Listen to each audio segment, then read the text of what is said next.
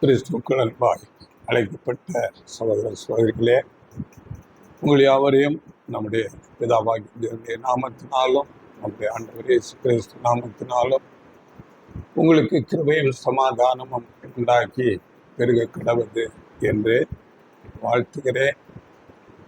இந்த நாளிலே நாம் கடந்த வாரத்தில் பார்த்த அந்த பஸ்கா அதன் தொடர்ச்சியான ஒரு பாடம்.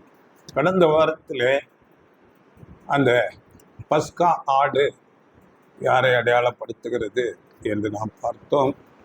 அப்படியே புளிப்பில்லாத அப்பம், அது அந்த புளிப்பு எதை அடையாளப்படுத்துகிறது என்று நாம் பார்த்தோம். இந்த நாளிலே அந்த பஸ்கா அடிக்கப்பட்ட அன்று ராத்திரியில் அந்த இஸ்ரேல் ஜனங்களுடைய தலைப்பிள்ளைகள், முதற் பேரானவர்கள் அங்கே பாதுகாக்கப்பட்டார்கள். அந்த முதற் பேரானவர்கள் யாரை அடையாளப்படுத்துகிறார்கள்? அப்படியே அந்த ராத்திரி அது எதை அடையாளப்படுத்துகிறது? அப்படியே அவர்கள் இஸ்ரேலர் எல்லாருமே அந்த பஸ்கா அனுசரித்ததின், அந்த தேவன் சொன்னபடி அனுசரித்ததினாலே அங்கே அதிகாலையில் இருட்டோட எல்லாரும் அந்த அடிமைத்தனத்திலிருந்து விடுவிக்கப்பட்டார்கள். விடுவிக்கப்பட்டு கானான் தேசத்துக்கு நேராக அவர்கள் வழி நடந்தார்கள். இதெல்லாம் எதை அடையாளப்படுத்துகிறது என்பதை குறித்ததான ஒரு பாடம். அதனால முதலாவது ஒரு வசனம் படியுங்கள். யாத்திராகமம் புஸ்தகத்துல 12ஆம் அதிகாரம் 12-13 வசனங்கள். அந்த ராத்திரியிலே நான் எகிப்து தேசம் எங்கும் கடந்து போய் எகிப்து தேசத்திலுள்ள மனிதர் முதல் மிருக ஜீவன்கள் மட்டும் முதற் பேராயிருக்கிறவைகளை எல்லாம் அதம் பண்ணி எகிப்து தேவர்கள் மேல் நீதியை செலுத்துவேன். நானே கர்த்தர். நீங்கள் இருக்கும் வீடுகளில் அந்த இரத்தம் உங்களுக்காக அடையாளமாய் இருக்கும். அந்த இரத்தத்தை நான் கண்டு உங்களை கடந்து போவேன். நான் எகிப்து தேசத்தை அழிக்கும் போது அழிக்கும் வாதை உங்களுக்குள்ளே வராதிருக்கும். அப்போ அந்த பஸ்கா ஆட்டின் இரத்தத்தினால அன்றைக்கு அந்த இஸ்ரேல் ஜனங்களுடைய முதற் பேரானவர்கள் முதலாவது அங்கே அழிக்கப்படாமல் பாதுகாக்கப்பட்டார்கள். அதன் பிறகு அவர்கள் எல்லாருமே அந்த எகிப்தின் அடிமைத்தனத்திலிருந்து விடுவிக்கப்பட்டார்கள். இந்த பஸ்கா பண்டிகை பாருங்கள், மாம்சீக இஸ்ரேலருக்கு மிகவும் பிரதானமான ஒரு பண்டிகை. இதை இன்றைக்கு இருக்கிற மாம்சீக இஸ்ரேலர்கள் கூட தேவன் சொன்னபடி அதை அனுசரித்து கொண்டிருக்கிறார்கள். இன்றைக்கும் அப்படியாக செய்கிறார்கள். பாருங்கள், இப்போ இஸ்ரேல் தேசத்துல இன்றைய நிலவரம், பிரசன்ட் இந்த நாட்களின் நிலைமை, அவர்கள் அந்த இஸ்ரேல் தேசத்துல 73% 75% இஸ்ரேல் யூதர்கள் இருக்கிறார்கள். இந்த 75% யூதர்கள் ஒன்றான மெய் தேவனாகிய பிதாவின் மேலே விசுவாசம் வைத்திருக்கிறார்கள். வேறு எந்த ஒரு வணக்கமும் அவர்களிடத்திலே ஒன்றான மெய் தேவன் மேலே அவர்கள் விசுவாசம் வைத்திருக்கிறார்கள். நாம் பழைய ஏற்பாட்டிலே படிக்கும் போது அந்த யூதர்கள், இஸ்ரேலர்கள் அநேக நேரங்களிலே வேறு விக்கிரக வணக்கத்திலே எல்லாம் போய் சிக்கிக் கொள்வார்கள். அதனால் அநேக தண்டனைகளை எல்லாம் பெற்றுக்கொண்டார்கள். அது காரணம் என்னவென்றால், அன்னைக்கு இருந்த ஆசாரியர்கள் அவர்களை சரியாக போதித்து நடத்தாதது ஒரு காரணம். அவர்களிடத்திலே சரியான அந்த இப்பொழுது இருக்கிறது போல வேதம் கைகளிலே இல்லை. அன்றைக்கு தோல் சுருள்களே சில பேர் அதை வைத்திருந்தார்கள். இந்த சத்தியங்கள் சரியாக அவர்கள் அறிந்து கொள்ளாததினாலே அநேக நேரங்களிலே தீமைக்குள்ளே போய்விட்டார்கள், விக்கிரக வணக்கத்துக்குள்ளே போனார்கள். அதனால் தண்டனைகளையும் பெற்றுக்கொண்டார்கள். ஆனால் இன்றைக்கு அப்படி அல்ல. இன்னைக்கு பிரிண்டிங் மிஷின் எல்லாம் வேதம் அச்சிடப்பட்டு அவர்களுடைய சொந்த மொழிகளிலே அந்த பழைய ஏற்பாடு தோரா என்று சொல்லப்படுகிற அந்த வேதம் அவர்களிடத்திலே இருக்கிறது. அவர்கள் அதனாலே உண்மையான தேவன், நம்முடைய பிதாவாகிய தேவன் தான், அவர்தான் சகலத்தையும் சிருஷ்டித்தவர் என்று அறிந்து உண்மை தேவனிடத்திலே அவர்கள் நெருங்கி வருகிறவர்களாக இருக்கிறார்கள். இன்றைக்கு அந்த யூதர்களிலே பாருங்கள், 2% பேர் கிறிஸ்தவர்களாக கூட இருக்கிறார்கள். யூதர்களிலே ஆண்டவர் இயேசுவை ஏற்றுக்கொண்டவர்களாக இருக்கிறார்கள். அப்படியே அந்த ஜனங்களோடு 18% ஜனங்கள் இஸ்லாம் மார்க்கத்தை சேர்ந்தவர்களாக கூட இருக்கிறார்கள். மீதமானவர்கள் பலவிதமான நம்பிக்கைகளிலே இருக்கிறார்கள். அதனால இன்று யூதர்களை நாம் பார்க்கும்போது அவர்கள் விசுவாசம் அதிகரித்திருக்கிறது. தேவனிடத்திலே அதிகமாக அவர்கள் கிட்டே நெருங்கி வருகிறதை நாம் பார்க்கிறோம். பாருங்கள், நாம் இன்றைக்கு பார்க்கும்போது உலகத்திலே பெரிய மத்திய கிழக்கிலே யுத்தங்கள் நடந்து கொண்டிருக்கின்றன. இஸ்ரேல் தேசம் அது ஒரு சிறிய ஒரு தேசம். பாருங்கள், அந்த தேசத்தை குறித்து இந்த நாட்டிலே உலகம் முழுவதிலும் ஒரு பரபரப்பாக பேசப்படுகிற ஒரு தேசமாக இஸ்ரேல் தேசம் இருக்கிறது. காரணம், நாம் பார்க்கும்போது அந்த அவர்களை சுற்றிலும் இருக்கிற எல்லா தேசங்கள், மத்திய கிழக்கில் இருக்கிற அநேக தேசங்கள், இஸ்லாம் தேசங்கள் அவர்களுக்கு எதிரி நாடுகளாக இருக்கிறார்கள்.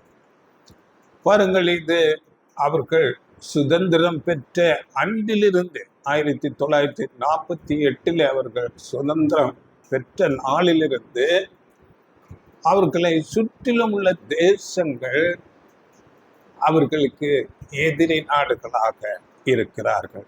அன்றிலிருந்து அவர்கள் பல தடவைகளிலே இப்படிப்பட்ட சுற்றிலும் இருக்கிற தேசங்களோடு யுத்தம் பண்ணி கொண்டு இருக்கிறார்கள். இன்றைக்கும் அந்த யுத்தங்கள் நடந்து கொண்டு இருக்கிறதை நாம் பார்க்கிறோம். ஆனாலும் பாருங்கள், இப்படி பல நேரங்களிலே அவர்கள் மற்ற தேசங்களோடு, அதாவது ஜனம் பெருத்த தேசங்கள், மற்ற இஸ்லாம் நாடுகள், அந்த தேசங்களோடு அவர்கள் யுத்தம் பண்ணி அவர்களை ஜெயிக்கிறார்கள். மற்ற தேசங்களால் அவர்களை ஜெயிக்க முடியவில்லை. அவர்கள் தோற்று போகிறார்கள். காரணம் என்ன என்றால், தேவன் அவர்கள் பக்கமாக இருக்கிறார். அதனால அவர்கள் எல்லா யுத்தத்திலும் அவர்கள் ஜெயித்து கொண்டு இருக்கிறார்கள். இப்பொழுது கூட பாருங்கள், இந்த இஸ்ரேலர்கள் நினைத்தால் அவர்கள் அந்த மத்திய கிழக்கில் இருக்கிற எல்லா நாடுகளை முழுவதுமாக அழிக்கக்கூடிய வல்லமை அவர்களிடத்தில் இருக்கிறது. அப்படிப்பட்ட ஒரு தேசமாக அந்த தேசம் இருக்கிறது. இது பாருங்கள், ஏன் என்று நாம் பார்க்கும்போது, இந்த இஸ்ரேலர்கள் முதலாவது அந்த எகிப்தின் அடிமைத்தனத்திலே இருந்து விடுவிக்கப்பட்டு மோசே மூலமாக நடத்தி கொண்டு வந்து கானான் தேசம், அந்த இப்பொழுது சொல்லப்படுகிற இஸ்ரேல் தேசத்துக்கு வழி நடத்தி கொண்டு வந்தார்.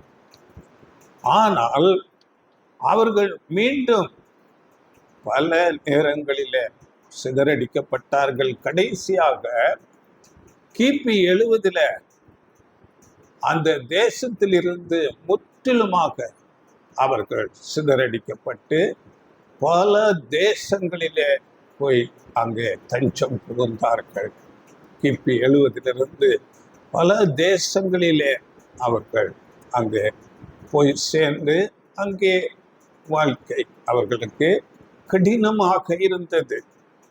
இப்படி இருக்கும்போது தேவன் இவர்களை குறித்து சொல்லும் போது, நான் அவர்களை உலகின் 4 திசைகளில் இருந்தும் பல தேசங்களில் இருந்தும் நான் அவர்களை கூட்டி சேர்ப்பேன் என்று தீர்க்கதரிசிகள் மூலமாக உரைத்த வார்த்தை.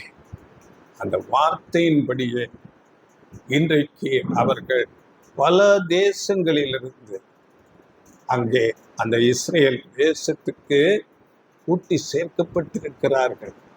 தேவனுடைய அனாதி தீர்மானத்தின்படி தீர்க்கதரிசிகள் மூலமாக சொன்ன வார்த்தைகளின்படி அவர்கள் இந்த நாளில இந்த தேசத்துல கூட்டி சேர்க்கப்பட்டிருக்கிறார்கள். பாருங்கள், இதற்கு நாம் வசனம் படிக்கலாம். எரேமியாவின் புஸ்தகம் 16ஆம் அதிகாரம் 14-15. எரேமியா 16:14-15. ஆதலால் இதோ நாட்கள் வரும், அப்பொழுது இஸ்ரவேல் புத்திரரை எகிப்து தேசத்திலிருந்து வரப்பண்ணின கர்த்தருடைய ஜீவனை கொண்டு இனிமேல் சத்தியம் பண்ணாமல் இஸ்ரவேல் புத்திரரை வட தேசத்திலும் தாம் அவர்களை துரத்திவிட்ட எல்லா தேசங்களிலும் இருந்து வரப்பண்ணின கர்த்தருடைய ஜீவனை கொண்டு சத்தியம் பண்ணுவார்கள். நான் அவர்கள் பிதாக்களுக்கு கொடுத்த அவர்களுடைய தேசத்துக்கு அவர்களை திரும்பி வரப்பண்ணுவேன் என்று கர்த்தர் சொல்கிறார். இதோ நான் மீன் பிடிக்கிற அநேகரை அழைத்தனுப்புவேன். 14-15 இந்த தீர்க்க தரிசன வசனங்கள், நான் அவர்களை துரத்திவிட்ட உலகின் எல்லா தேசங்களிலிருந்தும் நான் வர பண்ணி கொண்டு வருவேன் என்று கர்த்தர் என் ஜீவனை கொண்டு சொல்லுகிறேன். எப்படிப்பட்ட தீர்க்க தரிசனம்!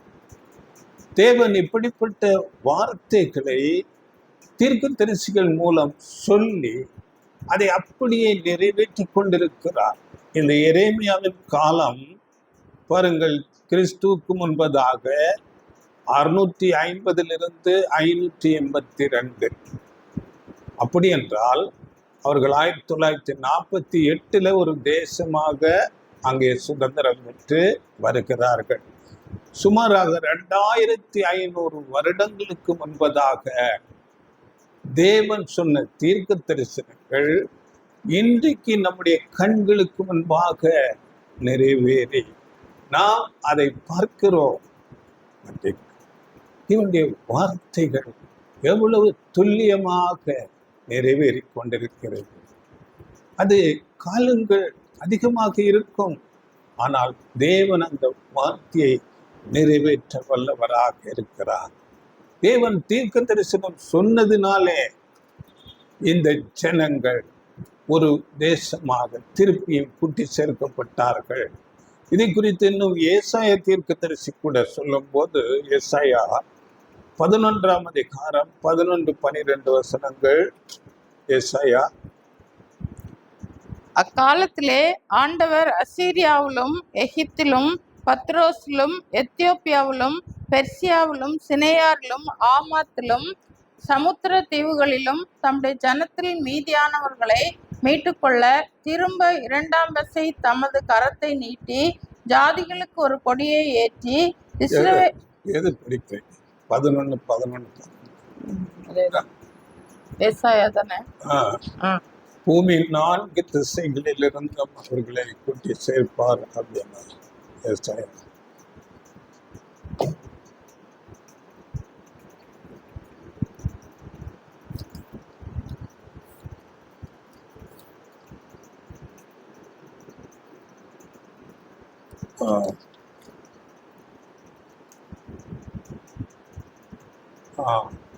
கடைசியில் வருது. யூதாவில் சிதறடிக்கப்பட்டவர்களை பூமியின் 4 திசைகளில் இருந்தும் கூட்டுவார் என்று அங்கே நாம் படிக்கிறோம். இப்படி தேவன் தீர்க்கதரிசிகள் மூலமாக முன்னறிவிக்கிறார். முன்னறிவித்து அவைகளை நிறைவேற்றி கொண்டே இருக்கிறார். தேவன் சொல்லிட்ட தீர்க்க தரிசனத்தின்படியே சகலமும் நடந்தேறிக் கொண்டு இருக்கிறது. அவர்கள் மேல் தேவனுடைய கிருபை வந்திருக்கிறது. அதனால எரேமியா தீர்க்க தரிசில கூட எரேமியா 29:14 எல்லா இடங்களிலும் இருந்து உங்களை நான் சேர்த்து நான் உங்களை விலக்கி இருந்த ஸ்தலத்துக்கே திரும்பி வர பண்ணுவேன் என்று சொன்னார். அவர்களை கிபி 70 அந்த இஸ்ரேல் தேசத்தை விட்டு சிதறடித்தார். ஆனால் தேவன் ஏற்ற வேளையில திரும்பி அந்த தேசத்தை அவர்களுக்கு திருப்பி கொடுத்திருக்கிறார். பாருங்கள், இவையெல்லாம் நாம் கொஞ்சம் யோசனை பண்ணினால் ஒரு கூட்டமான ஜனங்கள் ஒரு சமயத்தில் சிதறடிக்கப்படுகிறார்கள்.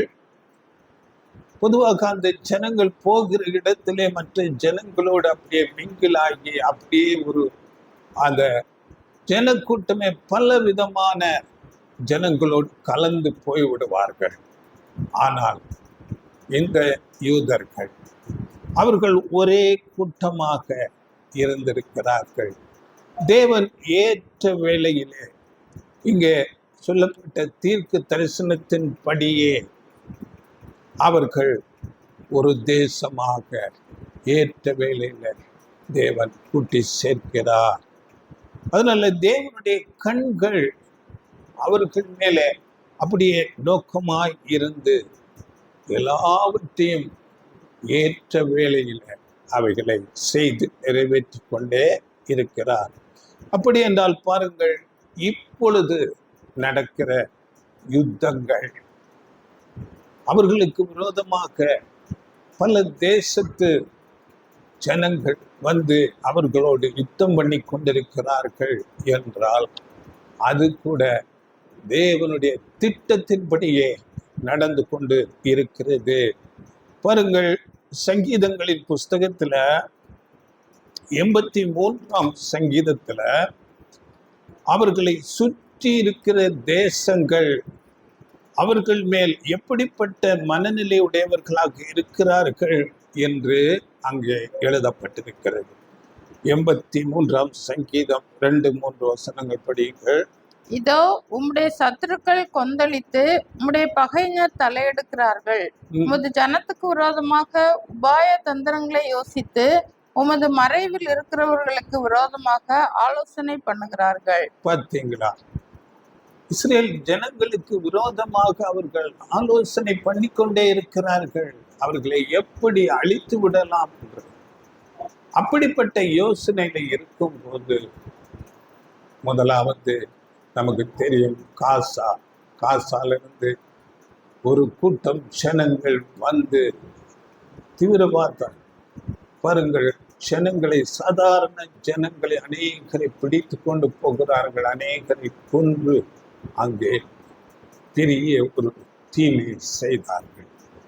இவையெல்லாம் நம்முடைய கண்களுக்கு அது ஏதோ தீமை நடக்கிறதாக நாம் பார்ப்போம். ஆனால் தேவ திட்டம் அங்கே நிறைவேறி கொண்டிருக்கிறது. இதை குறித்து பாருங்கள், நாம் தொடர்ச்சியாக படிக்கும் போது சுற்றிலும் இருக்கிற அந்த தேசங்களை குறித்து அங்கே எழுதப்பட்டிருக்கிறது.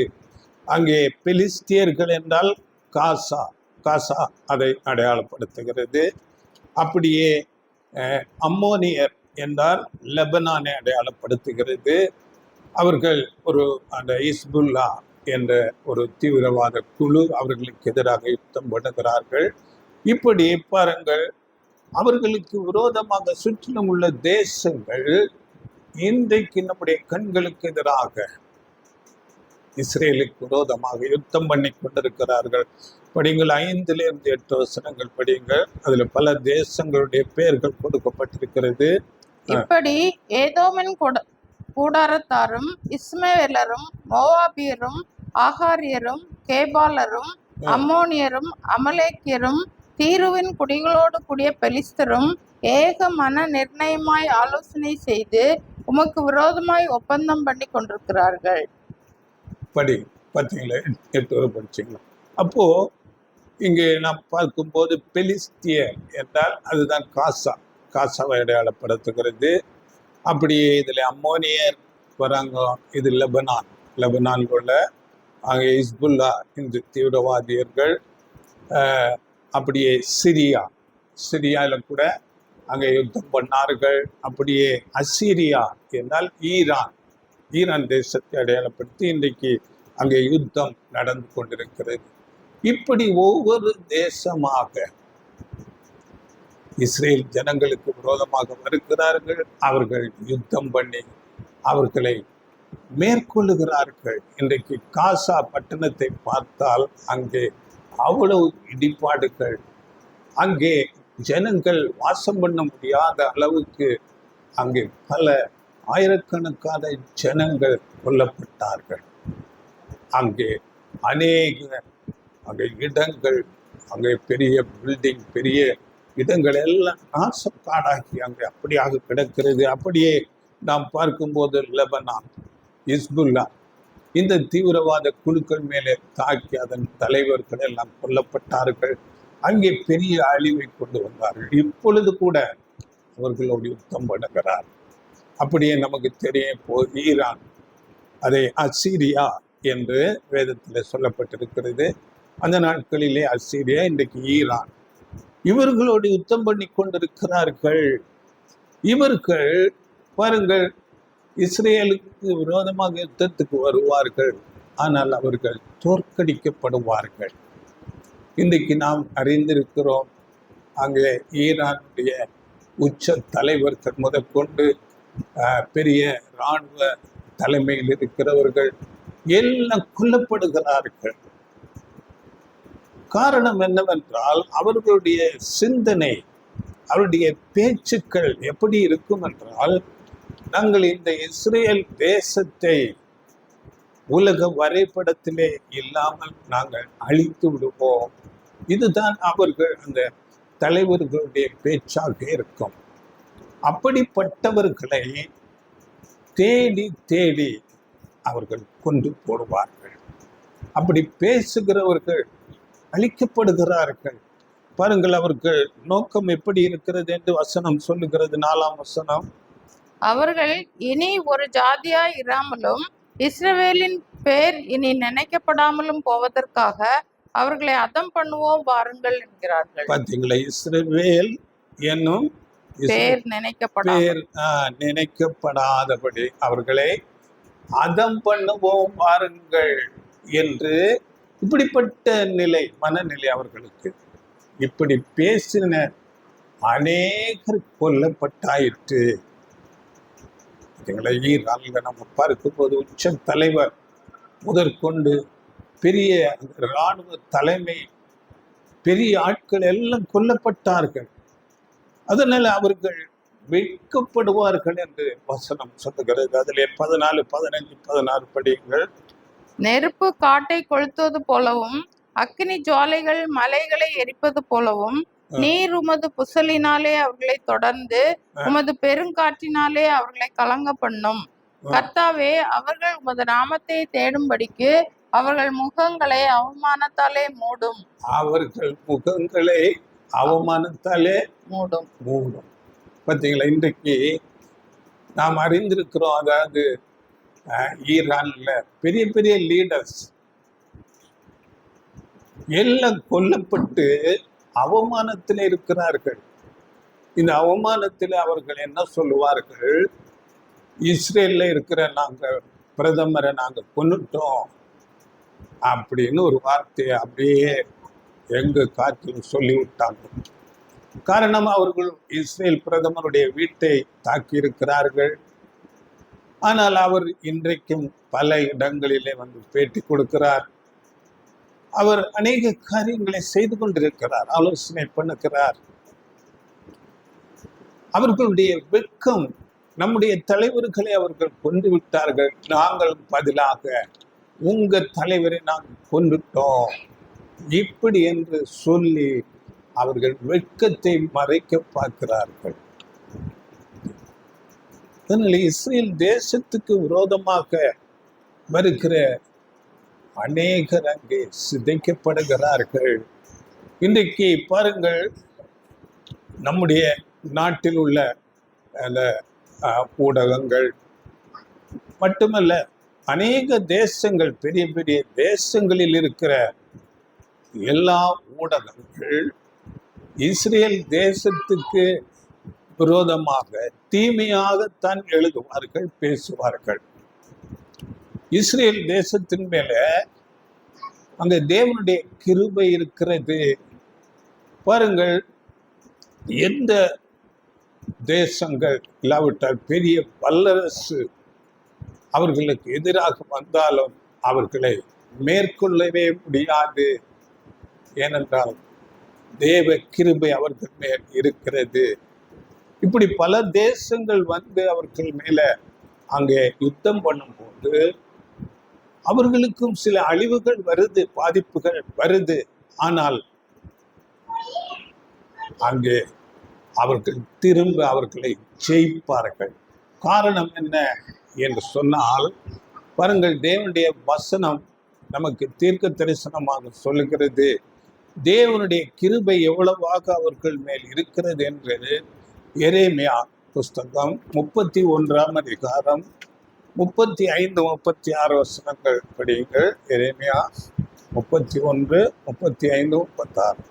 சூரியனை பகல் வெளிச்சத்துக்காகவும் சந்திரன் நட்சத்திர நியமங்களை ரா வெளிச்சத்துக்காகவும் கட்டளையிட்டவரும் அலைகள் கொந்தளிக்கத்தக்கதாக சமுத்திரத்தை குலுக்குகிறவரும் சேனைகளின் கர்த்தர் என்னும் நாமமுள்ளவருமாகிய கர்த்தர் சொல்லுகிறது என்னவென்றால், இந்த நியமங்கள் எனக்கு முன்பாக இல்லாதபடிக்கு ஒழிந்து போனால் அப்பொழுது இஸ்ரவேல் சந்ததியும் எனக்கு முன்பாக என்றைக்கும் ஒரு ஜாதியாய் இராதபடிக்கு அற்றுப்போம் என்று கர்த்தர் சொல்கிறார். பார்த்தீங்களா எப்படி தேவனுடைய வார்த்தை சொல்லுகிறது? சூரிய சந்திர நட்சத்திர நியமங்கள் இவைகள் இல்லாமல் போனால், அப்படி என்றால் இஸ்ரேல் ஜனங்களை அவர்கள் ஜெயிக்க வேண்டும் என்றால் முதலாவது சூரியனை இல்லாமல் ஆக்க வேண்டும், சந்திர நட்சத்திர நியமங்களை இல்லாமல் ஆக்க வேண்டும். அப்பொழுதுதான் ஜெயிக்க முடியும். அப்படி அவைகளை அழித்தால் இஸ்ரேல் என்ற ஒரு சந்ததி இல்லாமல் போகும். தேவனுடைய வார்த்தை எவ்வளவு ஒரு உறுதியான வார்த்தை, வாக்குத்தத்தம் கொடுக்கப்பட்டிருக்கிறது. அப்படியே 37 கூட படியுங்கள். கர்த்தர் சொல்லுகிறது என்னவென்றால், மேலே இருக்கிற வானங்கள் அளக்கப்படவும் கீழே இருக்கிற பூமியின் அஸ்திபாரங்கள் ஆராயப்படவும் கூடுமானால் நான் இஸ்ரவேல் வம்சத்தார் அனைவரையும் அவர்கள் செய்த எல்லாவற்றின் நிமித்தமும் வெறுத்து விடுவேன் என்று கர்த்தர் சொல்கிறார். பார்த்தீங்களா, வானங்களை அளக்க முடியுமா? இந்த வானம் அப்படியே எல்லை இல்லாமல் அப்படியே பறந்து விரிந்து அதன் அளவு ஒருவராலும் அறிய முடியாது. வானத்தை அளக்க முடிந்தால் அப்படியே பூமியின் அஸ்திபாரங்கள், பூமிக்கு கீழே நோண்டினே போனா அதன் அஸ்திபாரம் அறிய முடியாது. ஏனென்றால் பூமிக்கு கீழே நாம் பார்க்கும்போது ஒரு ஆழம் போக போக ஒரு 30 மைல் போகும்போது அங்கே சொல்லப்படுகிறது, பெரிய கொதிக்கும் மேக்மா என்ற ஒரு குத்தி பொருள் அங்கே குதித்து கொண்டிருக்கும். பயங்கர வெப்பமாக ஆழம் காண முடியாது. அப்படி போனால் எங்களை பூமியின் ஆழம் ஆராய்ந்தால் தேவன் அவர்களை வெறுத்து போடுவார். அதனால ஒன்றுமே செய்ய முடியாது இஸ்ரேல் ஜனங்களை என்று வேதம் தெளிவாக சொல்லுகிறது. ஆனால் அவர்கள் தீமைக்குள்ளே போகும்போது தேவன் சில தண்டனைகளை அவர்களுக்கு கொடுத்திருக்கிறார். ஆனாலும் அவருடைய கிருபை அவர்களை கூட்டி சேர்க்கிறதாக இருக்கிறது. பாருங்கள், இன்றைக்கு யூதர்களிலே 2% மாத்திரம் அவர்கள் கிறிஸ்தவர்களாக ஆண்டவர் இயேசுவை ஏற்றுக்கொண்டவர்களாக இருக்கிறார்கள். இந்த பஸ்கா பண்டிகையின் ஒரு உள்ளான உண்மையான அர்த்தத்தை அவர்கள் உணர்ந்தவர்களாக இருக்கிறார்கள். மீதமுள்ள எல்லா யூதர்கள் இந்த பஸ்கா பண்டிகையை ஒரு பழைய ஏற்பாட்டிலே எப்படி அனுசரித்தார்களோ அதன்படி ஒரு சடங்காச்சாரம் போல தேவன் அறிவித்ததின்படி அதன் உண்மை அர்த்தத்தை அறியாதபடி அனுசரித்து கொண்டே இருக்கிறார்கள். இந்த பாருங்க, இந்த பஸ்கா பண்டிகை என்பது, இந்த பஸ்கா அனுசரிப்பது என்பது யூதர்களுக்கும் சரி, உலகத்தில் உள்ள எல்லா மனுஷர்களுக்கும் எவ்வளவு ஒரு முக்கியமான ஒரு காரியம், அதிலே தேவனுடைய ஒரு தெய்வீக திட்டம், பிரம்மாண்டமான ரட்சிப்பின் திட்டம் இருக்கிறது என்பதை அறியாமல் அதை நிழலாக மாத்திரம் இன்றைக்கும் அனுசரித்து கொண்டே இருக்கிறார்கள். அதன் உண்மை, அதன் பொருள் என்ன, அதன் அர்த்தம் என்ன என்று அறியாதவர்களாக இருக்கிறார்கள். அவர்களால் புரிந்து கொள்ள முடியவில்லை. இன்னைக்கு உலகத்திலே நாம் பார்க்கும் போது சுமாராக 34% மக்கள் கிறிஸ்தவர்கள் என்று சொல்லப்படுகிறது. இந்த கிறிஸ்தவர்களிலே பல விதமான டினாமினேஷன் இருக்கிறது.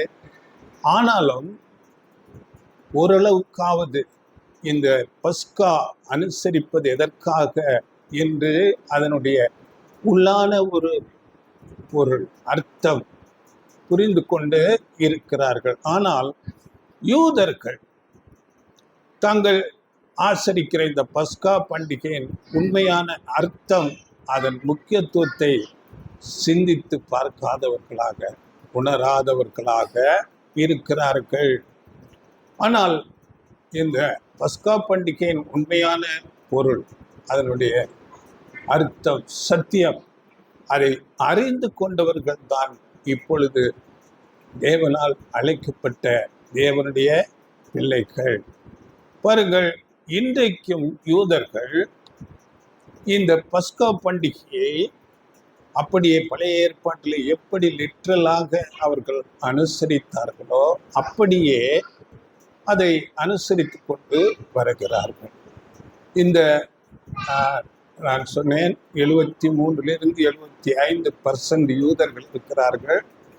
அவர்களிலே 2 பிரிவினர் இருக்கிறார். முதலாவது ஒரு பிரிவினர் அவர்கள் எப்படி அனுசரிக்கிறார்கள் என்றால், பாருங்கள், அங்கே பழைய ஏற்பாட்டிலே சொன்னது போல அங்கே ஒரு ஆட்டுக்குட்டியை அடிப்பது இல்லை. காரணம் என்னவென்றால், அவர்களுக்கு இப்பொழுது தேவாலயம் இல்லை. அந்த தேவாலயத்திலே தான் அந்த பஸ்கா ஆடு அடிக்கப்பட வேண்டும்.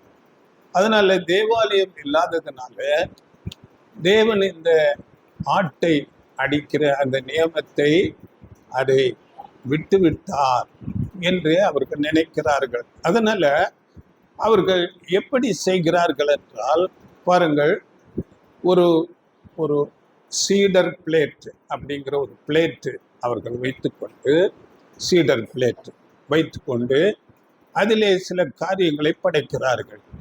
அந்த படைக்கிறதுல அதிலே ஒரு ஆட்டின் எலும்பு முதலாவது படைக்கப்படுகிறது. இன்னும் அதில் சில காரியங்கள் வைக்கிறார்கள். என்னவென்றால் ரோஸ்டட் எக்கு, ஆப்பிள், நட்ஸு, சில ஸ்பைசஸ் போன்ற சில காரியங்களை வைத்து அங்கே அந்த ஒரு பஸ்கா ஆசரிப்பை கொண்டாடுகிறார்கள். இது ஒரு பிரிவினர். இன்னொரு வகுப்பார், 2வது பிரிவினர், இவர்கள் என்ன செய்கிறார்கள் என்றால், இவர்கள் தங்களை நாங்கள் தான் உண்மையான யூதர்கள் என்று சொல்லிக்கொண்டு, பாருங்கள், அதை சொல்வார்கள் ஆர்த்தடாக்ஸ் ஜூஸ் என்று சொல்வார்கள். உண்மையான யூதர்கள் என்று தங்களை சொல்லிக் கொள்வார்கள். தலையில் ஒரு குல்லா ஒன்று அதை வைத்து கொண்டிருப்பார்கள். இவர்கள் பழைய ஏற்பாட்டிலே எதை செய்தார்களோ அதை அப்படியே லிட்ரலாக செய்வார்கள். அங்கே ஆட்டை அடிப்பார்கள். ஆடு இப்பொழுது அங்கே தேவாலயம் இல்லாததுனால வீட்டிலே ஆட்டை அடிப்பார்கள். அதை அந்த அந்த மாംசத்தை சுட்டு புசிப்பார்கள். அப்படியே புளிப்பில்லாத அப்பத்தை அங்கே எடுத்துக்கொள்வார்கள். வீட்டில் இருக்கிற புளிப்பு பழைய பொருட்கள் எல்லாவற்றையும் தேடி தேடி எடுத்து கொண்டு வந்து ரோட்டிலே கொண்டு வைத்து எரித்து போடுவார்கள். பழைய ஏற்பாட்டு முறைமைப்படி அப்படியே செய்வார்கள். வீட்டின் தலைவர் அங்கே மெழுகுவத்தி கொளுத்தி எங்கும் வீட்டின் எல்லை எங்கும் அங்கே மூளை முடுக்குகளில் இருக்கிற எல்லா புளிப்புகளை பழைய பொருட்களை எல்லாம் எடுத்து கொண்டு வந்து வெளியிலே போட்டுவிட்டு எரித்து போடுவார்கள். இதெல்லாம் பழைய ஏற்பாட்டு முறைப்படி அப்படியே செய்கிறார்கள். அதனால தேவன் கொடுத்த கட்டளையை அவர்கள் இப்பொழுதும் அந்த ஆர்த்தடாக்ஸ் ஜூஸ் என்று சொல்லுகிறவர்கள் அப்படியே சரியாக செய்து கொண்டிருக்கிறார்கள். 7 நாட்கள் அவைகளை அனுசரிப்பார்கள். ஆனால் இருதயத்தில் உள்ள அந்த புளிப்புகளை அவர்கள் எடுத்து போடாமல் இருக்கிறார்கள். உண்மையான அர்த்தம் அவர்கள் புரிந்து கொள்ளாதவர்களாக இருக்கிறார்கள். இதற்கென்று ஒரு காலம் வரும். வேதவசனம் அதுதான் சொல்கிறது. அந்த காலத்திலே அவர்கள் அதை உணர்ந்து கொள்வார்கள். வசனம் படியுங்கள். எரேமியா 31ஆம் அதிகாரம் 31, 32 வசனங்கள். எரேமியா 31, 31, 32. இல்லையே 33 இல்லையே. எரேமியா 31, 31, 32. இதோ நாட்கள் வரும் என்று கர்த்தர் சொல்லுகிறார். அப்பொழுது இஸ்ரவேல் குடும்பத்தோடும் யூதா குடும்பத்தோடும் புது உடன்படிக்கை பண்ணுவேன். நான் அவர்கள் பிதாக்களை எகிப்து தேசத்திலிருந்து அழைத்து வர கைப்பிடித்த நாளிலே அவர்களோட பண்ணின உடன்படிக்கையின்படி அல்ல.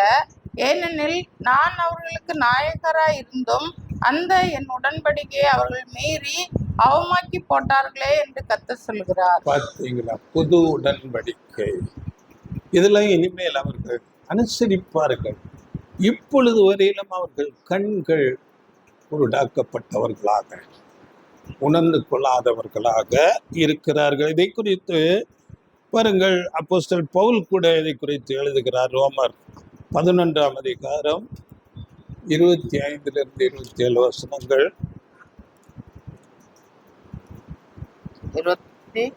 11, 25 27. மேலும் சகோதரரே, நீங்கள் உங்களையே புத்திமான்கள் என்று எண்ணாதபடிக்கு ஒரு ரகசியத்தை நீங்கள் அறிய வேண்டும் என்று இருக்கிறேன். அது என்னவெனில், புறஜாதியாருடைய நிறைவு உண்டாகும் வரைக்கும் இஸ்ரவேலரில் ஒரு பங்குக்கு கடினமான மனது உண்டாயிருக்கும். இந்த பிரகாரம் இஸ்ரவேலர் எல்லாரும் ரட்சிக்கப்படுவார்கள்.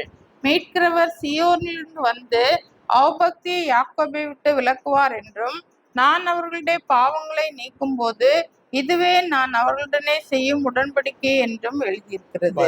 இப்போ அவர்கள் இருதயம் கடினப்பட்டிருக்கிறது. ஏனென்றால் புறஜாதிகளுடைய ஒரு நிறைவு நமக்காக அவர்கள் இருதயம் கடினப்பட்டிருக்கிறது. மீட்கிறவர் சியோனிலிருந்து வந்து அவபக்தியை அவர்களை விட்டு நீக்கிப்பார். அப்படி என்றால் ஆண்டவர் இயேசு கிறிஸ்து 2ஆம் வருகையில வந்து அப்போதான் அவர்கள் அந்த கடின இருதயம் நீங்கி அவர்கள் கண்கள் திறக்கப்படும். அப்பொழுது ஆண்டவர் இயேசுவை யார் என்று அறிந்து கொள்வார்கள். தேவன் அப்படி வைத்து விட்டார். அதனால் அவர்கள் அப்படி இருக்கிறார்கள்.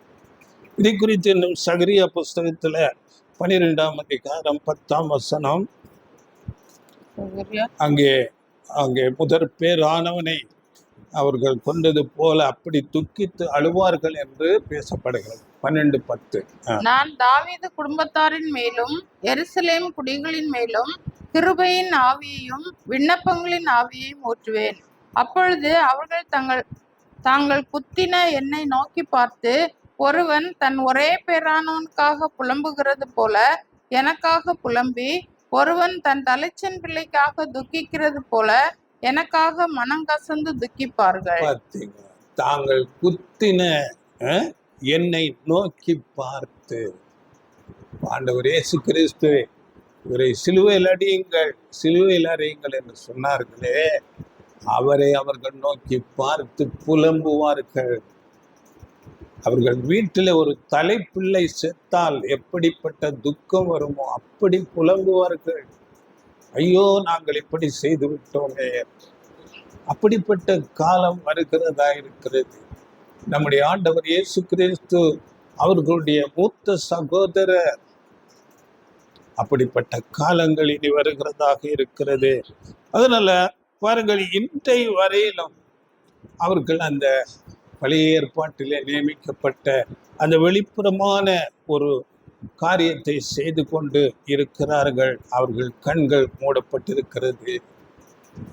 இன்னும் அவர்கள் மேசியா வருவார் என்ற ஒரு எதிர்பார்ப்பு அன்றிலிருந்து, இயேசு கிறிஸ்து முதலாவது வந்ததிலிருந்து அவர்களுக்கு இருக்கிறது. இன்றைக்கும் அந்த எதிர்பார்ப்பு அவர்களுக்கு இருக்கிறது.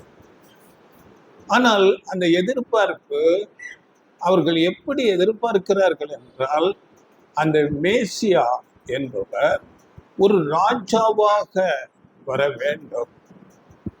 ராஜாவாக ராஜா அரண்மனையிலே பிறந்து வர வேண்டும். வந்து அவர்களுக்கு எதிராக இருக்கிற எல்லா ராஜாக்களை ஜெயித்து நம்மேல் ராஜாவாக அரசாள வேண்டும் என்ற நினைப்பிலே இருக்கிறார்கள். பாருங்கள், இதை குறித்து கூட நாம் பார்க்கும்போது வசனம் படியுங்கள். எசாயா 53ஆம் அதிகாரம் 2ஆம் வசனம். இளங்கிளையை போலவும் வறண்ட நிலத்திலிருந்து துளிர்க்கிற வேரை போலவும் அவனுக்கு முன்பாக எழும்புகிறார். அவருக்கு அழகும் இல்லை, சௌந்தரியமும் இல்லை. அவரை பார்க்கும்போது நாம் அவரை விரும்பத்தக்க ரூபம் அவருக்கு இல்லாதிருந்தது. அப்படி என்றால் பாருங்கள், அவர்கள் அங்கே வசனம் வறண்ட நிலத்திலிருந்து துளிர்க்கிற வேரை போல, அவர்களுடைய மனது எப்படி இருக்கிறது? ஒரு வறட்சியாக.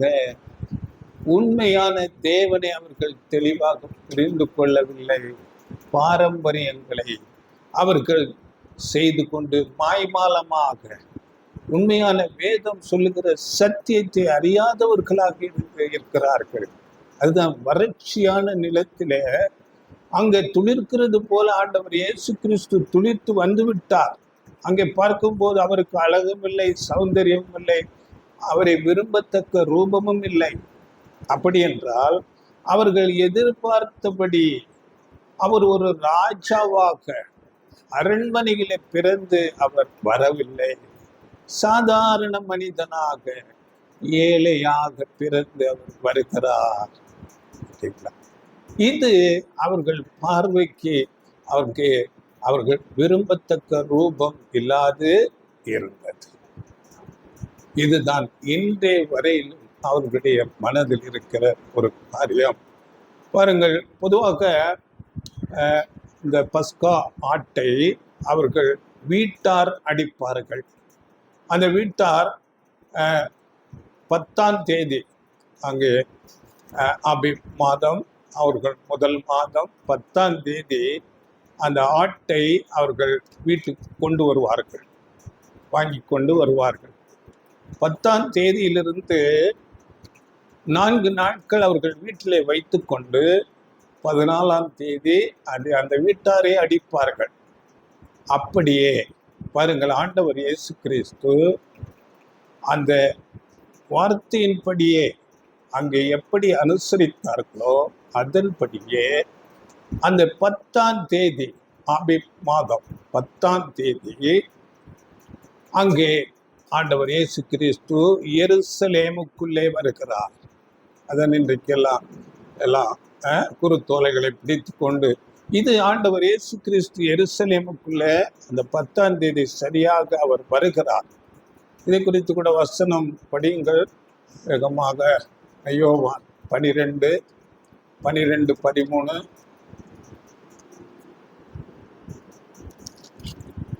மறுநாளிலே இயேசு எருசலேமுக்கு வருகிறார் என்று பண்டிகைக்கு வந்த திரளான ஜனங்கள் கேள்விப்பட்டு குருத்தோலைகளை பிடித்து கொண்டு அவருக்கு எதிர்கொண்டு போகும்படி புறப்பட்டு, ஓசன்னா, கர்த்தருடைய நாமத்தினாலே வருகிற இஸ்ரவேலின் ராஜா ஸ்தோத்திரிக்கப்பட்டவர் என்று ஆர்ப்பரித்தார்கள். பார்த்தீங்களா? இது தொடர்ச்சியாக பார்க்கும்போது அங்கே ஆண்டவர் இயேசு கிறிஸ்துவை பற்றி சொல்லப்பட்ட அநேக வசனங்கள், இது சகரியா தீர்க்க தரிசன புஸ்தகத்திலே சொல்லப்பட்டவைகள் அப்படியே அங்கே நிறைவேறுகிறது. சகரியா 9ஆம் அதிகாரம் 9 படித்து பாருங்கள். இதை படிக்க வேண்டாம், நீங்கள் படித்துக் கொள்ளுங்கள். இவைகள் எல்லாம் அன்றைக்கு அப்படியே நிறைவேறி கொண்டிருக்கிறது. ஆனால் அவர்கள் உணராதவர்களாக இருக்கிறார்கள். அதனால அப்போஸ்தலன் பேதுரு இவர்களை குறித்து பேசும்போது, இவர்கள் அறியாமல் ஆண்டவர் இயேசு கிறிஸ்துவை சிலுவையில் அடித்தார்கள் என்று அப்போஸ்தலர் 3ஆம் அதிகாரம் 17-18 வசனங்களிலே சொல்லப்படுகிறது. தெளிவாக அவர்கள் அறியவில்லை. வேதத்திலே எழுதப்பட்ட காரியங்களை அவர்கள் உணர்ந்து கொள்ளாதவர்களாக அவர்களே அங்கே அவர் சரியாக எருசலேமுக்குள்ளே வந்தார். அப்படி அவர்கள் வீட்டார் அந்த பஸ்கா ஆடை அடிக்கிறது போல அந்த யூதர்கள் இவரை சிலுவையில் அறையுங்கள், சிலுவையில் அறையுங்கள் என்று சிலுவை மரணத்துக்கு ஒப்பு கொடுத்தார்கள். எல்லாமே அங்கே பழைய ஏற்பாட்டில் சொல்லப்பட்டதின்படியே அங்கே பஸ்கா ஆடாக ஆண்டவர் இயேசு கிறிஸ்து வந்து அங்கே சிலுவையிலே அழைக்கிறார். பாருங்கள், அவருடைய மரணத்தை குறித்து சொல்லும் போது கூட அவரிடத்தில் எந்த விதமான ஒரு தீமையும் குற்றமும் அங்கே காணப்படவில்லை. ஆண்டவர் இயேசு கிறிஸ்து சொல்லும் போது இவரை பாருங்கள், முகாந்தரம் இல்லாமல், யோவான் 15ஆம் அதிகாரம் 25ஆம் வசனத்துல, முகாந்தரம் இல்லாமல் அவர்கள் பொறாமையினாலே ஆண்டவர் இயேசு கிறிஸ்துவை அங்கே ஒப்பு கொடுத்தார்கள் என்று சொல்லப்பட்டு எடுத்தீங்களா? முகாந்தரம் இல்லாமல் என்னை பகைத்தார்கள் என்று அவர்களுடைய வேதத்தில் எழுதியிருக்கிற வாக்கியம் நிறைவேறும்படிக்கு இப்படி ஆயிற்று. இப்படி எந்த முகாந்தரமும் இல்லை. அவரை விசாரித்த அங்கே ரோமா கவர்னர் பிலாத்து கூட அவரிடத்திலே அவர் விசாரிக்கிறார். விசாரிக்கும் போது இவரை குறித்து குற்றப்படுத்துகிறார்கள். இவர் தன்னை ராஜா, யூதர்களுக்கு ராஜா என்று சொல்லுகிறார், அதனால சீசருக்கு வரி செலுத்த வேண்டாம் என்று சொல்லுகிறார் என்று குற்றப்படுத்துகிறார்கள். அப்பொழுது பிலாத்து இவரிடத்திலே கேட்கிறார், நீர் ராஜாவா? அப்பொழுது கூட ஆண்டவர் இயேசு கிறிஸ்து எந்த விதமான மறுதலித்தும் சொல்லாமல், நான் ராஜா தான், ஆனால் என் ராஜ்யம் இவ்வுலகத்திற்குரியது அல்ல, நான் ராஜா தான், நான் சத்தியத்திற்கு சாட்சி கொடுக்க பிறந்தேன் என்று தெளிவாக ராஜா என்றே சொல்லுகிறார். அப்பொழுது கூட பிலாத்து என்ன சொல்கிறார் படிங்கள், யோவான் 18:38 எடுத்தீங்களா? யோவான் 18. அதற்கு பிலாத்து, சத்தியமாவது என்ன என்றான். மறுபடியும் அவன் யூதர்களிடத்தில் வெளியே வந்து, நான் அவனிடத்தில் ஒரு குற்றமும் காணேன். பார்த்தீங்க, அவர் தன்னை ராஜாவென்றே சொல்லிவிட்டார். அப்பொழுது கூட அந்த கவர்னர் பிலாத்து, நான் அவரிடத்தில் எந்த குற்றமும் காணக்கூடாது. அதனால இவர்கள் அன்றிருந்த யூதர்கள் வேத வாக்கியங்களை சரியாக ஆராய்ந்து பார்க்கவில்லை. அவர்கள் ஒரு மாய்மாலக்காரர்களாக மனுஷ போதனைகளை அவர்கள் நம்பிக்கொண்டு இருந்தார்கள். அதனால உண்மையான மேசியா அங்கே வந்து அங்கே மரிக்கும் போது அவர்களால் கண்டு கொள்ள முடியவில்லை. அன்றைக்கு கண்டுபிடித்தவர்கள் அந்த 12 அப்போஸ்தலர்கள், அதன் பிறகு சில சீசர்கள் மாத்திரம் அவர்கள் உண்மையான மேசியா, அவர்தான் பஸ்கா ஆடு என்று கண்டு கொண்டார்கள். அப்படியே இன்றைக்கு புறஜாதிகளான நமக்கும் அவரை உண்மையான மேசியா என்று நாம் காணும்படியாக கண்கள் திறக்கப்பட்டிருக்கிறது. பாருங்கள், இவையெல்லாம் தீர்க்க தரிசன சொன்ன வசனத்தின்படியே நடந்தே இருக்கிறது. அவர்கள் கண்கள் மூடப்படும், அவர்கள் அறிந்து கொள்ள முடியாது என்று தீர்க்கதரிசியின் மூலம் சொல்லப்பட்டது. அந்த வசனத்தை கூட படிங்கள். ஏசாயால 6ஆம் அதிகாரத்துல 8-10 வசனங்கள். ஏசாயா 6ஆம் அதிகாரம் 8-10. பின்பு யாரை நான் அனுப்புவேன், யார் நமது காரியமாய் போவான் என்று உரைக்கிற ஆண்டவருடைய சத்தத்தை கேட்டேன். அதற்கு நான், இதோ அடியேன் இருக்கிறேன், என்னை அனுப்பும் என்றேன். அப்பொழுது அவர், நீ போய் இந்த ஜனங்களை நோக்கி, நீங்கள் காதார கேட்டும் உணராமலும் கண்ணார கண்டும் அறியாமலும் இருங்கள் என்று சொல். இந்த ஜனங்கள் தங்கள் கண்களினால் காணாமலும் தங்கள் காதுகளினால் கேளாமலும் தங்கள் இருதயத்தினால் உணர்ந்து குணப்படாமலும் நான் அவர்களை ஆரோக்கியமாக்காமலும் இருக்க, நீ அவர்கள் இருதயத்தை கொளுத்ததாக்கி அவர்கள் காதுகளை மந்தப்படுத்தி அவர்கள் கண்களை மூடி போடு என்றார். பார்த்தீங்களா? அவர்கள் கண்களை மூடி போடு, இருதயத்தை கொளுத்ததாக்கு தேவன் தீர்க்க தரிசனமாக சொல்லிட்டார். அப்படியே நடந்து இன்றைக்கும் அவர்கள் குருடராக இருக்கிறார். இவர்களுடைய கண்கள் எப்போ திறக்கப்படும் என்று கூட சொல்லப்பட்டிருக்கு. தொடர்ச்சியாக படியுங்கள். அதிலே 11-12 வசனங்கள். அதிலே 11-12. அப்பொழுது நான், ஆண்டவரே, எதுவரைக்கும் என்று கேட்டேன். அதற்கு அவர், பட்டணங்கள் குடியில்லாமலும் வீடுகள் மனுஷ சஞ்சாரம் இல்லாமலும் பாழாகி பூமி அவாந்தர வெளியாகி கர்த்தர் மனுஷரை தூரமாக விலக்குவதினால் தேசத்தின் நடுமையம் முற்றிலும் வெறுமையாக்கப்படும் வரைக்குமே.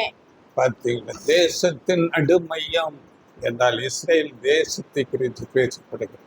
இந்த பெரிய உபத்திரவங்கள், அர்மகத்தான் யுத்தங்கள், மனுக்குலத்தை தேவன் புறம்பாக்கும் போது பெரிய அழிவுகள், நாசங்கள் வந்த பிறகு அவர்கள் அறிந்து கொள்வார்கள். தேவன் சொன்னதின்படியே சகலம் நிறைவேறி கொண்டிருக்கிறது. அப்படியே பாருங்கள், தேவன் புறஜாதிகளான நம்மேல் கிருபை காண்பிக்கும்படியாக இப்படியெல்லாம் நடந்து இருக்கிறது. இந்த உண்மையான பஸ்கா ஆட்டின் இந்த ஒரு பொருளை, இதனுடைய அர்த்தத்தை நாம் சரியாக உணர்ந்து கொண்டு உண்மையாக அவரை பின்பற்றி அவர் சொன்னது போல அந்த அப்பம் அவருடைய சரீரத்துக்கு ஒப்பாகவும் அந்த திராட்சரசம் அவருடைய இரத்தத்திற்கு ஒப்பாகவும் நாம் அதை பயத்தோடும் பக்தியோடும் அந்த ஒரு பஸ்காவை நாம் ஆசரித்தால் அது நாம் ஆசீர்வதிக்கப்பட்டவர்களாக இருப்போம். அதன் உண்மை அர்த்தத்தை நாம் உணர்ந்தவர்களாக ஒரு பயத்தோடு பக்தியோடு அதை செய்ய வேண்டும். அன்றைக்கு அப்போஸ்தலர்களும் சில சீசர்களும் பெற்றுக்கொண்டார்கள். இந்த ஆசீர்வாதம் இன்றைக்கு நமக்கு வந்திருக்கிறது. அதை உள்ளான அர்த்தத்தை உணர்ந்து சரியாக செய்ய வேண்டும். அன்றைக்கு அவர்கள் அந்த பஸ்கா ஆட்டை அடித்து அதன் இரத்தத்தை வாசலின் நிலைக்கால்களிலே பூசினார்கள். அப்படி என்றால் அதனுடைய பொருள் இன்றைக்கு நம்முடைய இருதயத்திலே ஆண்டவர் இயேசு கிறிஸ்துவின் இரத்தம் பூசப்பட வேண்டும். அப்படி என்றால் அந்த இரத்தம் பூசுதல் என்றால் நம்முடைய சிந்தை, நம்முடைய நினைவுகள், நம்முடைய எண்ணங்கள் ஆண்டவர் இயேசு கிறிஸ்துவின் அந்த ஒரு பலி, அவருடைய தியாகம், தேவனுடைய மகா பெரிய அன்பை நாம் சிந்திக்கிறவர்களாக இருதயத்திலே உணர்ந்து கொண்டு அதன்படி நாம் வாழுகிறவர்களாக இருக்க வேண்டும். அப்படியே பாருங்கள், அன்றைக்கு அந்த ராத்திரியிலே அந்த பஸ்கா ஆடு அடிக்கப்பட்டது. அந்த ராத்திரி எதை அடையாளப்படுத்துகிறது என்றால் இந்த சுவிசேஷ யுகம் முழுவதிலும் ஒரு இரவு போல, ஒரு ராத்திரி போல சொல்லுகிறார்கள். ஏனென்றால் உலகம் பாவமாகிய இருளிலே இருக்கிறது. சாத்தானுடைய அதிகாரத்திலே பிடிக்கப்பட்டவர்களாக இருக்கிறார்கள்.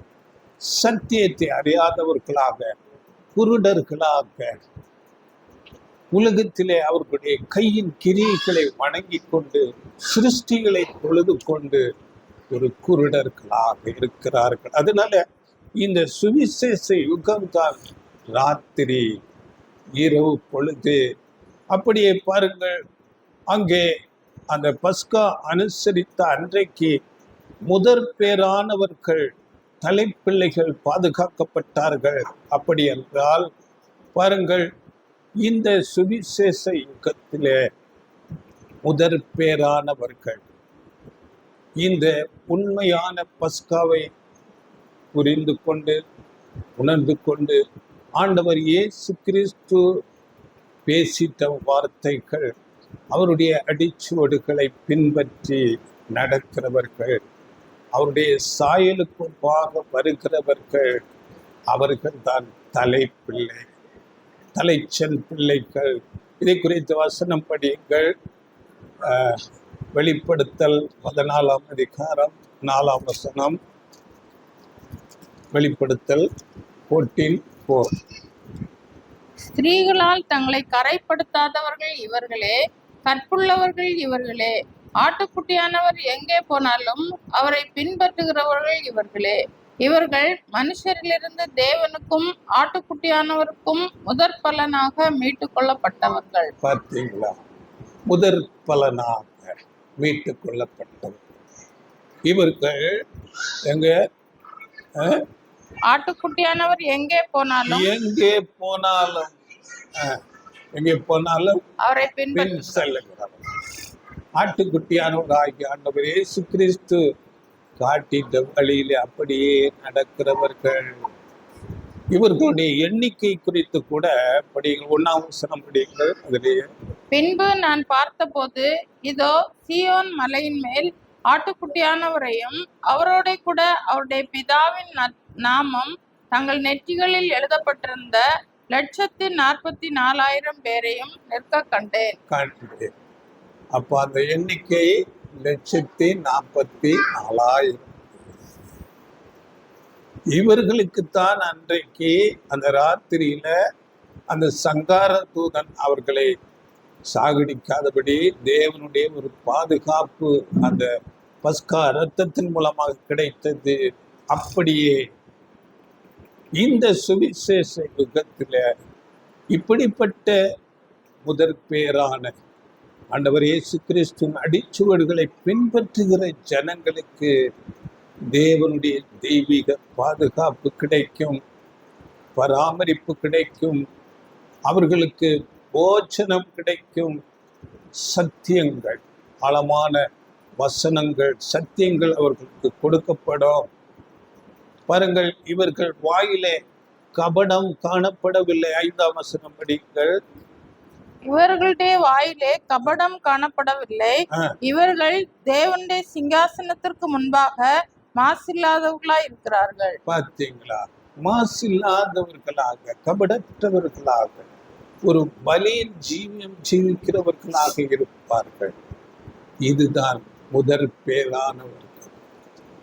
அன்றைக்கு பஸ்கா, அன்றைக்கு பாதுகாக்கப்பட்ட தலைப்பிள்ளைகள் இன்றைக்கு 1,44,000 என்ற அந்த முதற் பேரானவர்கள் சபை வகுப்பார்.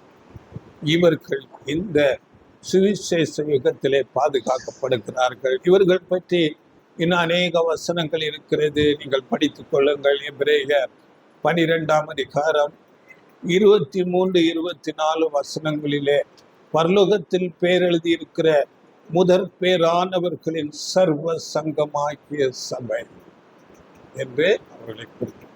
அப்படியே யாக்கோபு 1ஆம் அதிகாரம் 18ஆம் வசனத்துல கூட அவர் சித்தம் கொண்டு தம்முடைய சிருஷ்டிகளில் நாம் முதற் பலன்களாவதற்கு நம்மை சத்திய வசனத்தினாலே ஜெனிப்பித்தார். சத்திய வசனம், உண்மையான சத்தியங்கள் அவர்களுக்கு கொடுக்கப்படும். அவர்களால் மாத்திரமே அவைகளை புரிந்து கொள்ள முடியும். அவர்கள் மாத்திரமே அதன்படி நடப்பார்கள். பாருங்கள், எவ்வளவு குறைவான ஒரு எண்ணிக்கை சபை வகுப்பாரை குறித்து கொடுக்கப்படுகிறது. 1,44,000. இன்றைக்கு சுவிசேஷ யுகம் துவங்கி ஆண்டவர் இயேசு கிறிஸ்துவுக்கு பிறகு சுமாராக 2000 வருடங்கள் ஆகிறது. ஆனாலும் அந்த எண்ணிக்கை முடிவடையவில்லை, நிறைவாகவில்லை. காரணம், இந்த ஒரு வகுப்பார் அவ்வளவாக தங்களை பலியில் ஜீவித்து அவர்கள் கிறிஸ்துவின் சாயலுக்கு ஒப்பாக வர வேண்டும். அந்த செலக்ஷன் அவ்வளவு கடினமான ஒரு செலக்ஷன். அப்படிப்பட்ட செலக்ஷன் இப்பொழுது நடந்து கொண்டிருக்கிறது. அதனால பாருங்கள், அந்த மணவாட்டி வகுப்பார் தன்னை ஆயத்தம் பண்ணினாள் என்று வெளிப்படுத்தல நம்ம படிக்கிறோம். வெளிப்படுத்தல் 19ஆம் அதிகாரம் நீங்கள் படித்துக் கொள்ளுங்கள். 6-8 வசனங்களிலே அங்கே மணவாட்டி தன்னை ஆயத்தம் பண்ணினாள் என்று படிக்கிறோம். அப்படியே அவர்களுக்கு மெல்லிய வஸ்திரம் கொடுக்கப்பட்டது. அது அவர்களுடைய நீதிகளே என்று சொல்லப்படும். அவர்களுடைய நீதி, அவர்கள் நடந்துட்ட வாழ்க்கை அப்படியாக இருக்கும். அவர்கள் அப்படியாக கீழ்ப்படிவார்கள், சபை வகுப்பார். அதனால ஆண்டவர் இயேசு கிறிஸ்து கூட யோவான் ஸ்நானன் காலம் முதல் பரலோக ராஜ்யம் பலவந்தம் பண்ணப்படுகிறது என்று பேசினார்.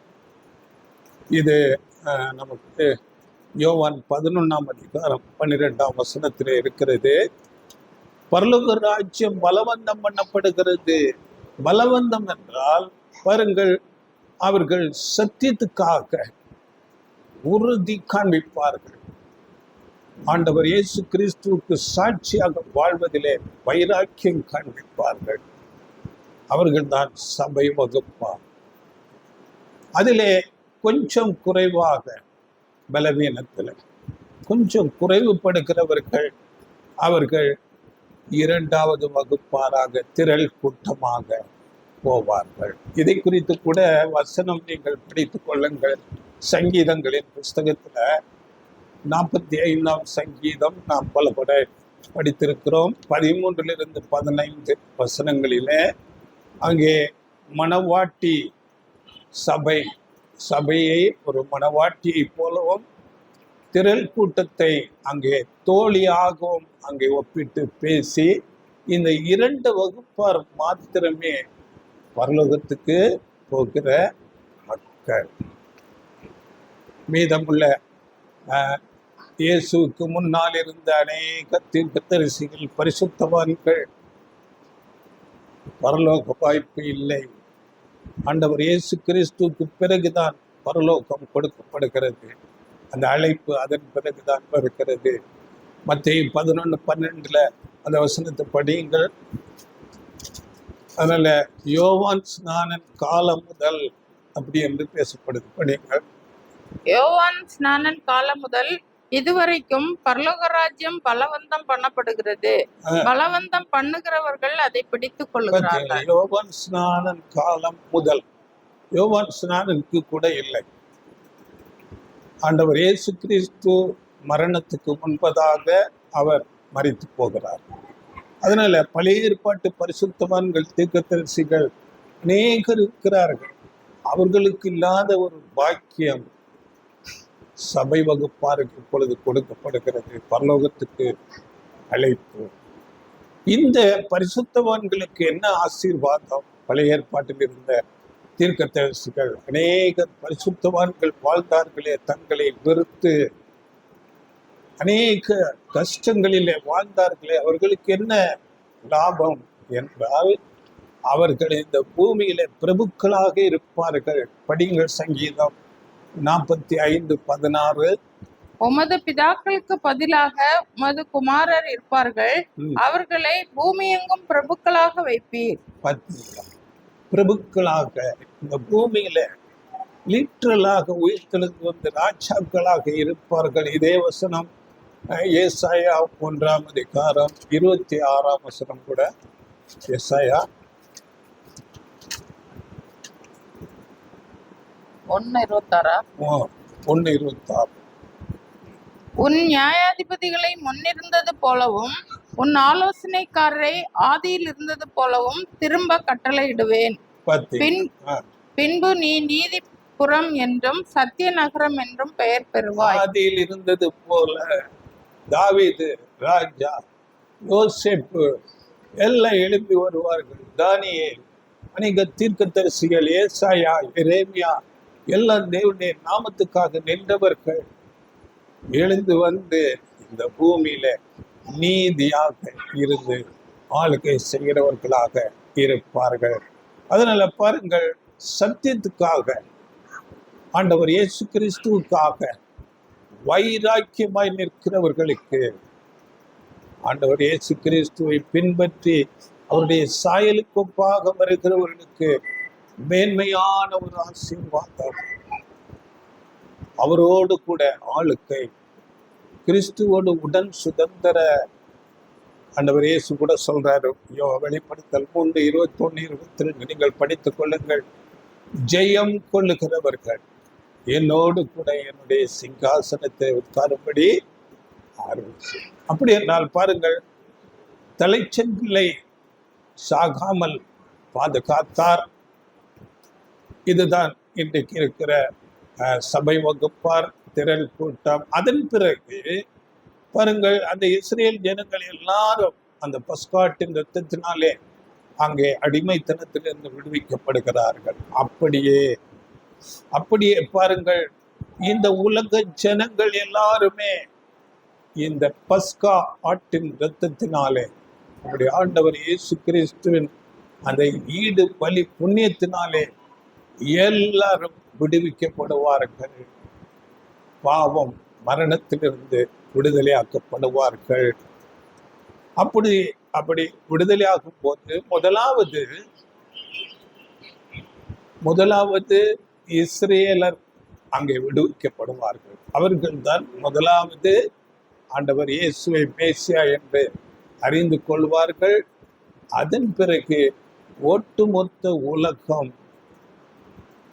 ஆண்டவர் இயேசுவை அறிந்து கொள்வார்கள், மெய் தேவனை அறிந்து கொள்வார்கள். அதனால ஒரு அதிகாலை நேரம், காலை பொழுது இனி வரப்போகிறதாக இருக்கிறது. அதுதான் தேவனுடைய ராஜ்யம், 1000 வருட அரசாட்சி. அவர்கள் விடுவிக்கப்பட்டு அன்றைக்கு எப்படி கானான் தேசத்துக்கு அவர்கள் வழிநடத்தப்பட்டார்களோ அப்படியே உலகத்தில் உள்ள எல்லா ஜனங்கள் தேவனுடைய ராஜ்யத்திலே அவர்கள் சத்தியத்தை கற்றுக்கொண்டு இந்த பூமியில நித்தியமாக அவர்கள் வாழ்வார்கள் சமாதானத்தோடு. அதனால பரலோகத்தில் உம்முடைய சித்தம் செய்யப்படுகிறது போல பூமியில உம்முடைய சித்தம் செய்யப்படுவதாக என்ற அந்த வாக்குத்தத்தம் வார்த்தைகள், அந்த ஜெபம் அந்த நாட்களிலே நிறைவேறும். அதனால நம்ம படித்தோம் சங்கீதங்களின் சகரியா புஸ்தகத்துல 12ஆம் அதிகாரம் 10ஆம் வசனத்துல நாம் படித்தோம். அங்கே 12ஆம் அதிகாரம் முழுமையாக இந்த அர்மகதான் உலக யுத்தத்தை பற்றி பேசப்படுகிறது. அங்கே நாம் படிக்கும் போது தேவன் இஸ்ரேல் ஜனங்கள் பக்கமாக நின்று யுத்தம் பண்ணுவார். யுத்தம் பண்ணி பாருங்கள், அதுல 5ஆம் வசனம் படிங்கள். எருசலேமின் குடிகள் சேனைகளின் கர்த்தராகிய தங்கள் தேவனுடைய துணையினால் எங்களுக்கு பலனானவர்கள் என்று அப்போது யூதாவின் தலைவர் தங்கள் இருதயத்திலே சொல்லுவார்கள். பார்த்தீங்களா, தேவனுடைய துணையினால் அவர்கள் யுத்தம் பண்ணுவார்கள். அப்படி அதுல 8ஆம் வசனம், அந்நாளிலே கர்த்தர் எருசலேமின் குடிகளை காப்பாற்றுவார், அவர்களில் தள்ளாடினவன் அந்நாளிலே தாவீதை போல இருப்பான். எருசலேம் குடிகளை காப்பாற்றுவார். பார்த்தீங்களா, 10ஆம் வசனம், நான் தாவீது குடும்பத்தாரின் மேலும் எருசலேம் குடிகளின் மேலும் கிருபையின் ஆவியையும் விண்ணப்பங்களின் ஆவியையும் ஊற்றுவேன். அப்பொழுது அவர்கள் தாங்கள் குத்தின என்னை நோக்கி பார்த்து, ஒருவன் தன் ஒரே பேரானவனுக்காக புலம்புகிறது போல எனக்காக புலம்பி, ஒருவன் தன் தலைச்சன் பிள்ளைக்காக துக்கிக்கிறது போல எனக்காக மனங்கசந்து துக்கிப்பார்கள். பார்த்தீங்களா, அப்போ இஸ்ரேல் ஜனங்கள் அப்பதான் உணர்ந்து கொள்ளுவார்கள், ஆண்டவர் இயேசு கிறிஸ்து மெய்யான மேசியா, அவர்தான் நமக்காக அடிக்கப்பட்டார், அவர்தான் பஸ்கா ஆடு என்று எல்லாவற்றையும் உணர்ந்து கொள்வார்கள். அப்பொழுது துக்கிப்பார்கள், மன கசந்து அழுவார்கள். அதன் பிறகு உலக ஜனங்கள் எல்லாருமே அவர்கள் பின்னால் வருவார்கள். இதை குறித்து கூட வசனம் நமக்கு சொல்லப்பட்டிருக்கிறதுக்கு ஆபிரகாமுக்கு சொல்லப்பட்டது. இது முன்னதாக ஆதியாகமம் 22ஆம் அதிகாரத்துல, உன் சந்ததிக்குள் பூமியில் உள்ள சகல ஜாதிகளும் ஆசீர்வதிக்கப்படும் என்றும் என் பேரில் ஆணையிட்டேன். இது ஆதியாகமம் 22ஆம் அதிகாரம், ஆதியாகமம் 12ஆம் அதிகாரத்திலே எல்லாம் சொல்லப்படும். அப்படியே இந்த வார்த்தையின்படியே உலகத்தில் உள்ள எல்லா ஜனங்களும் ஆசீர்வதிக்கப்படுவார்கள். எல்லா ஜனங்களும் படிப்படியாக தேவனை அறிகிற அறிவுக்கு வருவார்கள். இதை குறித்து ஒரே வசனம் படிங்க. சங்கரியாவில் 8ஆம் அதிகாரம் 23ஆம் வசனம். சங்கரியா 8:8. அந்நாட்களில் பலவித பாஷைக்காரராகிய புறஜாதியாரில் 10 மனுஷர் ஒரு யூதனுடைய வஸ்திரத்தொங்கலை பிடித்து கொண்டு, தேவன் உங்களோட இருக்கிறார் என்று கேள்விப்பட்டோம், ஆகையால் உங்களோட கூட போவோம் என்று சொல்லி அவனை பற்றி கொள்வார்கள் என்று சேனைகளின் கர்த்தர் சொல்லுகிறார். ஒரு தூதனை பிடித்து கொண்டு புறஜாதியார் எல்லாரும், அப்படி என்றால் ஒரு தூதன் என்றால் அங்கே முழு மனுக்குலம், ஹியூமன் பெர்ஃபெக்ஷன் அடையாளப்படுத்துவது. முழு உலகம் 10 மனுஷர் அங்கே அவரை பிடித்து கொண்டு, தேவன் உங்களோட இருக்கிறார், அதனால் நாங்கள் உங்களோட கூட போவோம் என்று பற்றி கொள்வோம். இதுதான் உலகத்தினுடைய ஒரு ரட்சிப்பு. இப்படியாக இன்னும் அநேக வசனங்கள் இருக்கிறத நீங்கள் படித்துக் கொள்ளுங்கள். ஏசாயா 17:7-8 தன்னை உண்டாக்கினவரையே அன்றைக்கு நோக்கி பார்ப்பார்கள் எல்லா உலக ஜனங்கள். இன்றைக்கு கையின் கிரியைகளையும் சிருஷ்டிகளையும் தொழுது கொண்டிருக்கிறவர்கள், தேவன் இல்லை என்று சொல்லி கொண்டிருக்கிறவர்கள், தன்னை உண்டாக்கினவரை அவர்கள் நோக்கி பார்ப்பார்கள். அப்படியே எரேமியா 16ஆம் அதிகாரம் 19-21 நீங்கள் படித்து பாருங்கள். எங்கள் பிதாக்கள் பிரயோஜனம் இல்லாத பொய்யையும் மாயையும் பின்பற்றினார்கள், இப்பொழுது என் கரத்தையும் என் பலத்தையும் நான் தெரியப்படுத்துவேன் என்று அநேக தீர்க்க தரிசனங்கள் அந்த நாட்களில் அவர்கள் உணர்ந்து கொள்வார்கள். இப்படியாக பாருங்கள், தேவனுடைய நீதியை கற்றுக்கொண்டு கீழ்ப்படிந்து வர வேண்டும். கண்டிப்பான நீதி தேவனுடைய ராஜ்யத்தில்.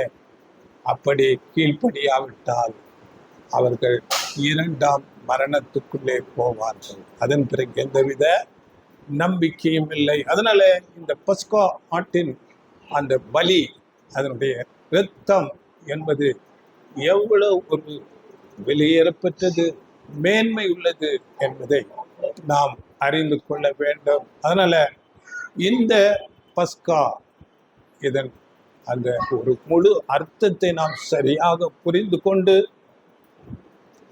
அதை நாம் பயத்தோடு பக்தியோடு நாம் அதை அனுசரிக்க வேண்டும். அப்படிப்பட்ட தேவனுடைய பிள்ளைகளுக்கு மேலான ஒரு ஆசீர்வாதம் நமக்கு கொடுக்கப்பட்டிருக்கிறது. பாருங்கள், இந்த நாட்கள் ஒரு முடிவு நாட்களிலே நாம் வந்திருக்கிறோம். அதனால இந்த கிருபையின் காலங்கள் இனி சீக்கிரத்திலே முடிவுக்கு வருகிறதாக இருக்கிறது. ஏனென்றால் நாம் யுத்தங்களை கேள்விப்படுகிறோம். இந்த கடைசி யுத்தம், அர்மகதோன் யுத்தம் எப்பொழுது என்று நாம் அறியோம். ஆனால் வேதத்திலே அநேக வசனங்கள் சடிதியாக அந்த காரியங்கள் நடந்து இருக்கிறது.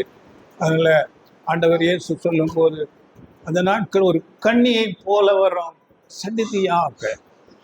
அதனால என்ன சொல்லுவார்கள், அதாவது இஸ்ரேல் ஒரு டைம் கிளாக் போல இந்த உலகத்துக்கு முடிவு எப்போ என்று நாம் இஸ்ரேல் தேசத்தை பார்க்கும்போது அதை அறிந்து கொள்ள முடியும். அதனால சீக்கிரத்திலே இந்த உலகத்துக்கு ஒரு முடிவு வரப்போகிறது, பெரிய அழிவு வரப்போகிறது சடிதியாக. அப்படி என்றால் நம்முடைய ரட்சிப்பு ரொம்ப அருகாமையில் இருக்கிறது. அதனால பயத்தோடும் நடுக்கத்தோடும் நம்மில் இருக்கிற எல்லா புளிப்பு, இவைகளை நாம் கடந்த வாரத்தில் பார்த்தோம், புளிப்பு இவைகளை நீக்கி போட்டு நாம் அந்த மேலான ஆசீர்வாதத்தை பெற்றுக்கொள்ள நாம் அதிக முயற்சி எடுக்க வேண்டும். கடைசியாக ஒரு வசனம் படியுங்கள். 2 தெசலோனிக்கேயர்ல 1ஆம் அதிகாரம் 6 படியுங்கள். அங்கே அதாவது கீழ்ப்படியாதவர்களுக்கு என்ன ஒரு காரியம் என்று அங்கே உங்களை உபத்திரவப்படுத்துகிறவர்களுக்கு உபத்திரவத்தையும் உபத்திரவப்படுகிற உங்களுக்கு எங்களோட கூட இளைப்பாறுதலையும் பிரதிபலனாக கொடுப்பது தேவனுக்கு நீதியாயிருக்கிறது. தேவனை அறியாதவர்களுக்கும் நம்முடைய கர்த்தராகிய இயேசு கிறிஸ்துவின் சுவிசேஷத்திற்கு கீழ்ப்படியாதவர்களுக்கும் நீதியுள்ள ஆக்கினையை செலுத்தும்படிக்கு கர்த்தராகிய இயேசு தமது வல்லமையின் தூதரோடும் ஜுவாலித்து எரிகிற அக்கினியோடும் வானத்திலிருந்து வெளிப்படும் போது அப்படி ஆகும். பார்த்தீங்களா, ஆண்டவர் இயேசு கிறிஸ்து வெளிப்படும் போது அவருக்காக நின்றவர்களுக்கு ஆசீர்வாதம் பிரதிபலனாக அவர் கொடுப்பார். தேவனை அறியாதவர்களுக்கும் நம்முடைய கர்த்தராகிய இயேசு கிறிஸ்துவின் சுவிசேஷத்திற்கு கீழ்ப்படியாதவர்களுக்கும் நீதியுள்ள ஆக்கினை. அதனால நாம் சத்தியத்தை அறிந்து கொண்டு அதிக கவனத்தோடு பயத்தோடு, தேவனுடைய வார்த்தைகள் தெளிவாக இருக்கிறது, தெய்வ பயத்தோடு வசனங்களுக்கு கீழ்ப்படிவோம். ஆண்டவர் இயேசு கிறிஸ்துவுக்கு சாட்சியாக நிற்போம். நம்மில் இருக்கிற எல்லா புளிப்புகளை நீக்கி போடுவோம். வார்த்தைகள் மூலம் தேவன் உங்களை ஆசீர்வதிப்பாராக. God bless you.